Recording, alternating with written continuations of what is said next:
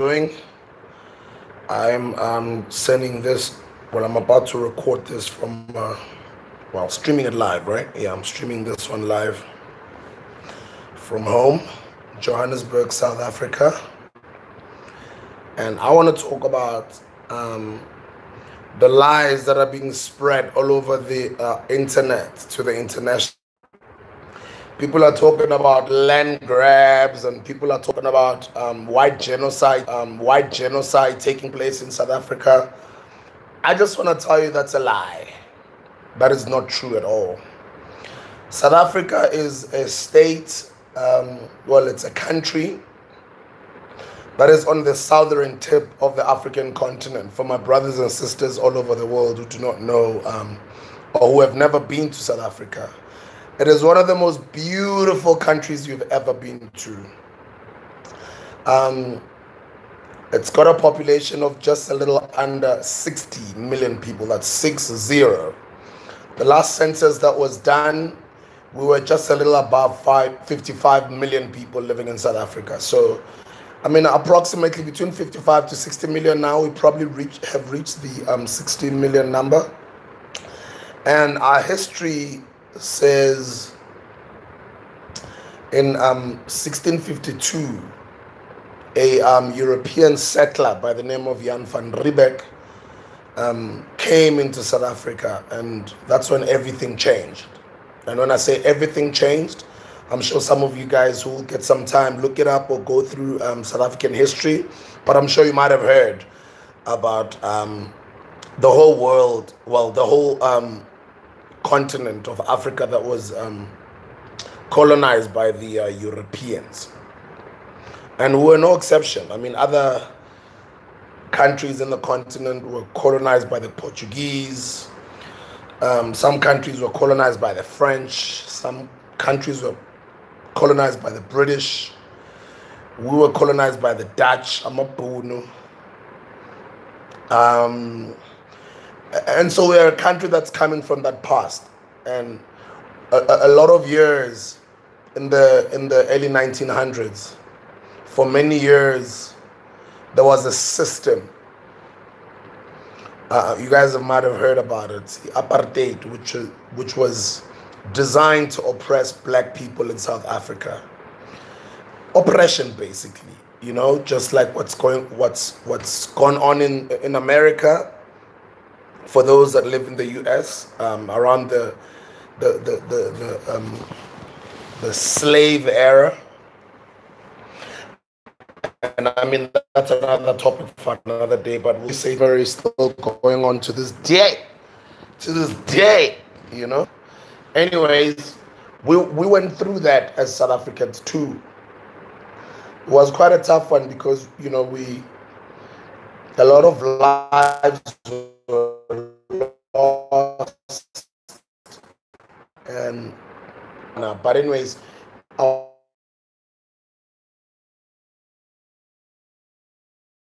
that there is no white genocide taking place in South Africa.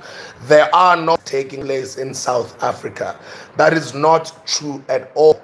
What has happened is you find a population of 60 million people. Before I continue to break down the story, to my South African brothers and sisters, please record videos and tell the world the truth of what's going on in South Africa right now. Because if you don't do that, you've got the far right groups like AfriForum. I'm sure some of the members are watching this video, that are spreading this message to the international community. I don't know, in hope to mobilize, or I don't know what it is, but I'm seeing a lot of videos since early this year, since the topic of land expropriation without compensation has been going on all around the country.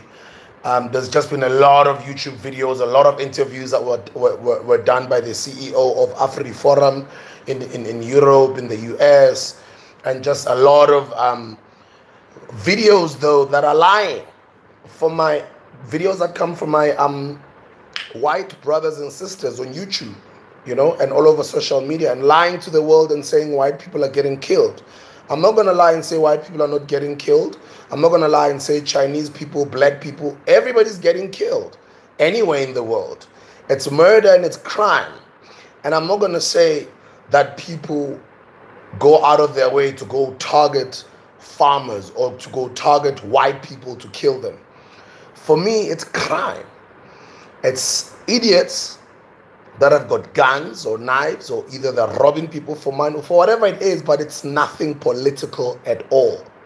And then you come to the issue of, although I'm speaking, I'm all over the show, just that my mind is running everywhere. Then you come to the issue of people saying, yeah, but a lot of white people are scared and they're intimidated. That is not true. A lot of white people are living nice in South Africa. A lot of white people are enjoying South Africa. A lot of white people, we reconciled after 1994. And the spirit of Tatu Madiba and the Rainbow Nation has always been all over this country. It's just that it's sad that 24 years later, when we thought, I mean, I was a kid in 1994, when we thought South Africa was going to change, it was going to be this, there was going to be this freedom, we're going to live great, black people were not going to suffer anymore, it's just gotten worse. White people have become more successful, black people have become more poorer because of systematic racism, the system that was designed to fail us. A lot of the policies have been changed since 1994. And we've always been saying we've got political freedom, but we do not have economic freedom or economic power. Right now, we are a country of over 50% of young people are unemployed. You've got people like myself who are blessed enough to be business owners and who are always coming up with ideas to try and help those non-governmental organizations. People have got NPOs, non-profit organizations. People have got companies, or people are just don't even have money, but they just have these initiatives that are always trying to help out our people in impoverished communities. Now, what they're not telling you, the world out there, all these people that are spreading the false narrative that white people are getting killed, what they're not telling you is that majority of people in South Africa are black people. And I'm talking about almost, I think it's over 70% of the country's population. Actually close to 80% of the country's population is black. And those are the most poorest people in this country. And those are the people that do not have the land. They stay in squatter camps. Squatter camps basically are shacks where we are packed like sardine fishes. And our houses are made of metals. When it rains, rain comes in through the house. We do not have proper sewage systems, no proper water systems. We do not have proper toilet systems, restrooms, and that type of stuff. The majority of our people live like that because those neighborhoods or those camps, or you can call them, we call them townships and ghettos. Yeah, when I say ghetto, I think the world understands. They have not really been, they haven't been gentrified, but they have also not been developed. The roads have sort of been developed in some townships, but the situation has just gotten worse for a lot of people. The unemployment rate is at its highest right now. People are not working. But then you've got people that are less than 15% of the country's population that own over 70% of the land. Let that one sink in. 70% of our land in South Africa, over 70% of our land is owned by the minority, which is less than, it's actually 12 point something percent of the population that own that much land. So there's enough land to go around for everyone in South Africa. But then you've got people who do not want to repair or fix the ill deeds of the past from the previous apartheid government. Now you've got people like myself who have been integrated into this society where I come from an impoverished background and I've had to work my way up to where I am. And now I'm living in these suburbs where I'm I'm like one of the privileged people. I live like I'm privileged. Obviously, I work hard, etc. But then you've got the rest of my brothers and sisters that are struggling in the township. It's even worse now because we're in the youngest continent in the world, which is Africa, and it's a continent that feeds the whole world when it comes to minerals. Whether you're talking about food, whether you're talking about whatever. I mean, South Africa alone has got over 52 minerals. Whether you're talking ferrochrome, gold, platinum, diamond, you name it, we have it. And I'm sure you guys know that because they've been extracting all these minerals for decades and decades and decades and decades out of the African continent. And when people like Gaddafi rise up and try and tell the world that Africa should unite, Africa should trade in its own gold, or other or African states should, or African countries should, actually Africa as a continent should use one currency to trade with the rest of the other continents and other countries all over the world.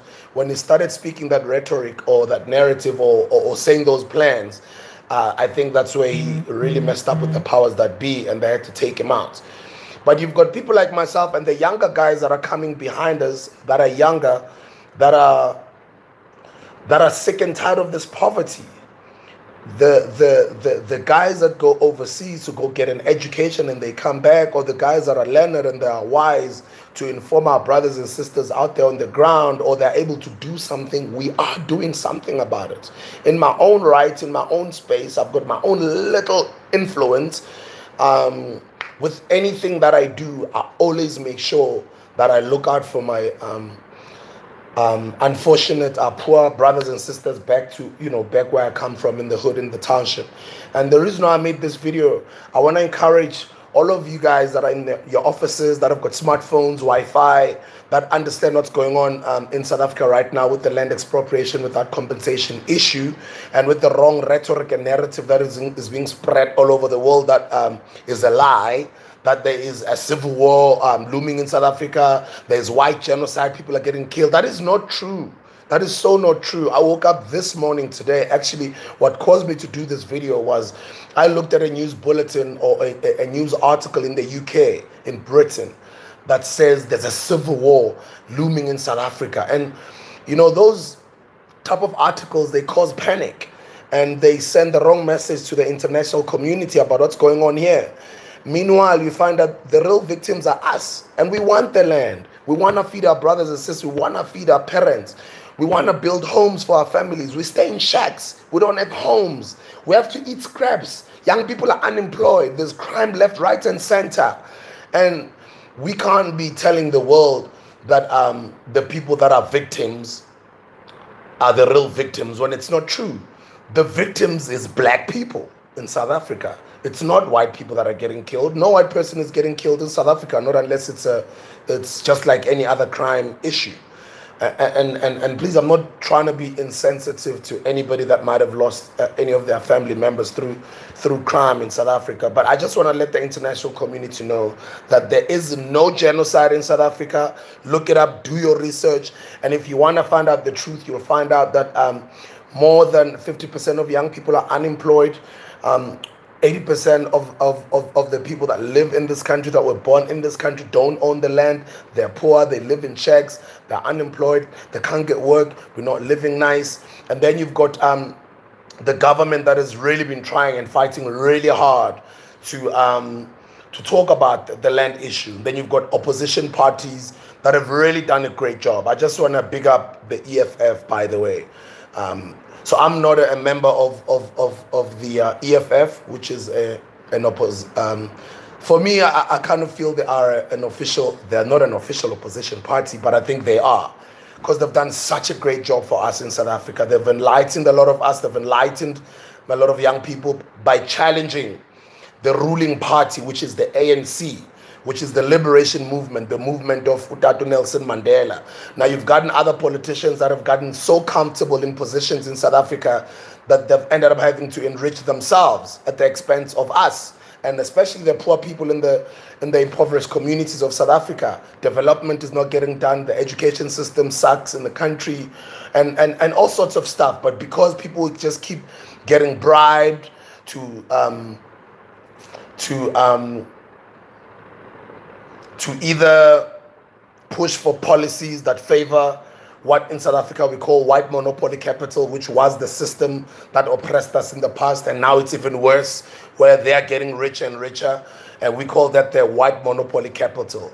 And I mean, I always hear this word being thrown around in America and Europe on the internet, white supremacy, right? It's still the same in South Africa. It's white supremacy.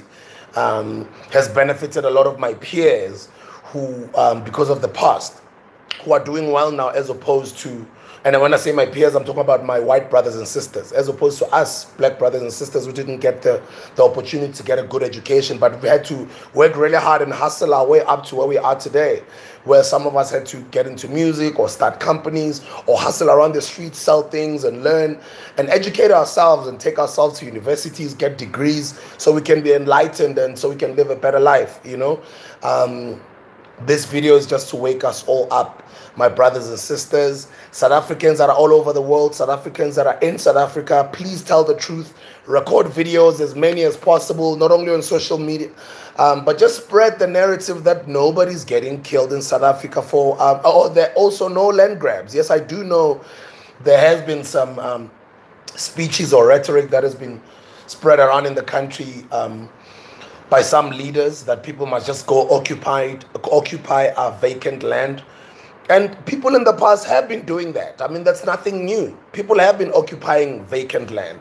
And if you look at those communities today, they are thriving. I mean, one of those communities there's a community called Diepsloot, which is in the north of Johannesburg, which actually started like that. What people called it land grabs, because people didn't have a place to stay. And the place was just vacant, and then people just... Diepsloot is now one of the biggest communities in South Africa.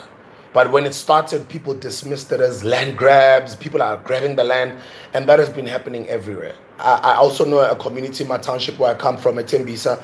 It started out as same way, like Diepsloot. It's called Madelugufa, where people just grabbed a vacant piece of land, they started staying there, and then another one came, and another one came, and another. But now it's a thriving community because it forces the government to start engaging the people. When it starts engaging the people, it starts forcing the people to do it legally.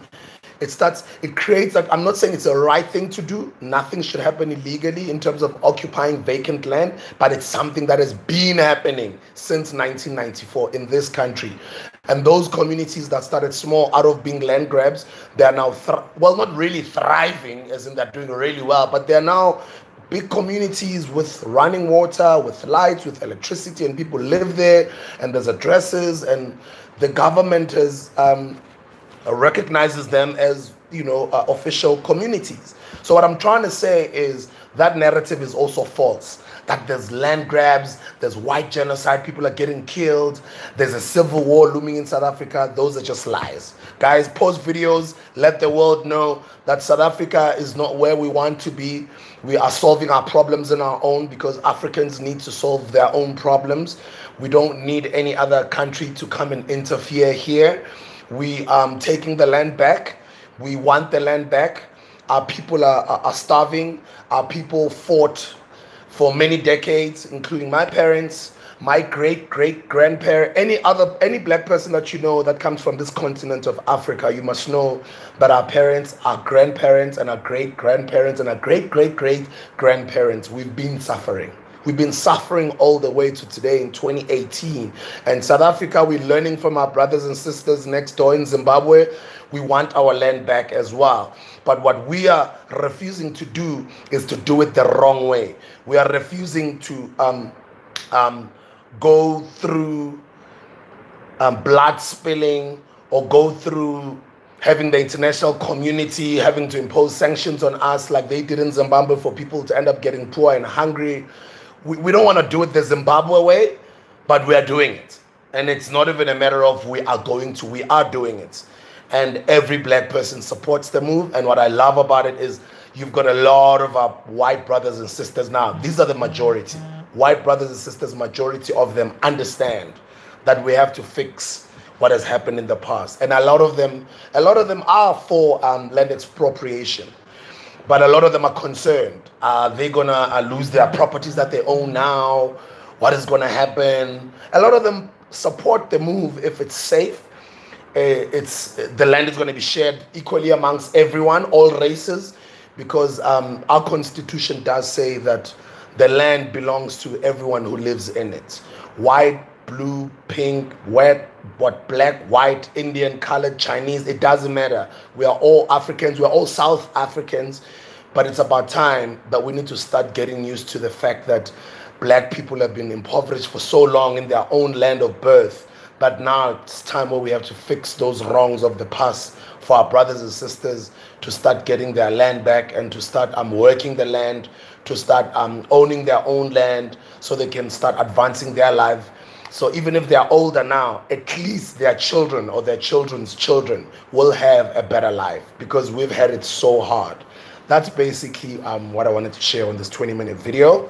I know it's pretty long, but this is a call to action to a lot of my South African brothers and sisters out there all over the world, especially the ones that are living in South Africa that know what's going on. Please tell the truth. I know some of you guys are more educated than I am, or some of you guys, your vocabulary is even better, or you post videos more often. You've got bigger platforms, or you are able to explain in the most easiest way possible for the international community to understand what's going on in South Africa. But they must stop spreading these lies that there's a civil war, there's white genocide, there's land grabs, etc. Let's not sometimes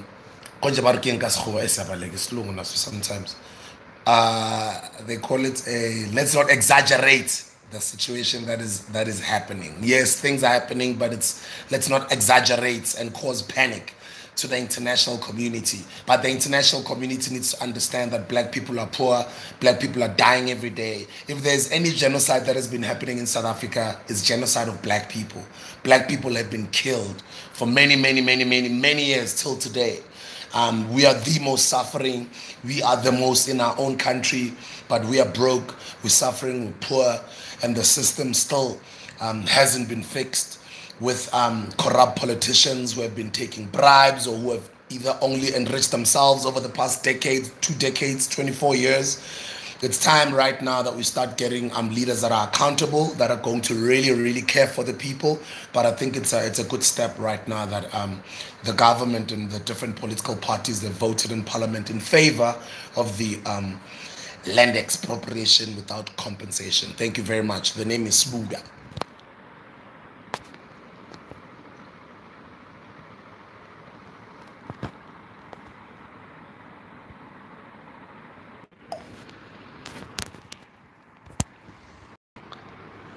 Hola.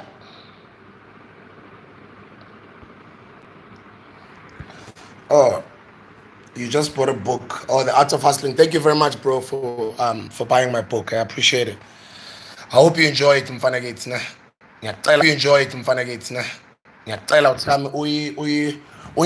Don't read it once, read it again, and pass it on if you can, you know, to everybody else who hasn't had a chance to read the book.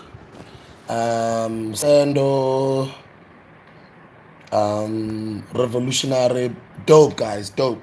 For me, I don't even care about what political parties we are representing. What I love about what's going on right now is that all the political parties, especially the black ones, are united on this issue. You know, we are united in getting our land back. We're sick and tired. It's been